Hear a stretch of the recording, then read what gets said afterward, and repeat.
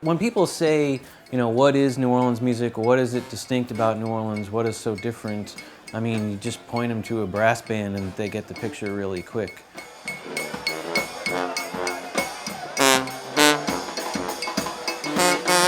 The reason why I decided to study the brass band music from a scholarly perspective is I thought I could get an understanding of what makes the whole city sort of tick through this one musical ensemble, because it's so representative of so many different things in New Orleans.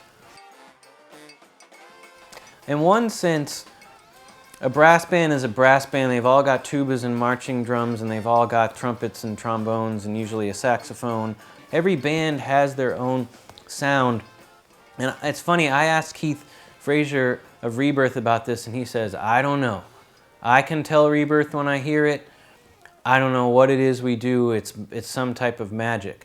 Obviously, I can't be satisfied with that answer. I want to know why each band sounds different. I think it's a complex chemistry of bringing certain musicians together. They're these moving ensembles of horns and drums, and they're really known for providing the music for these two incredibly important traditions in New Orleans. The jazz funeral, which is a burial procession where the band leads the procession to the gravesite playing slow, sad dirges, sacred music, and then after burial plays up-tempo, upbeat music. There's nothing more in New Orleans than that, this idea that you celebrate at a funeral.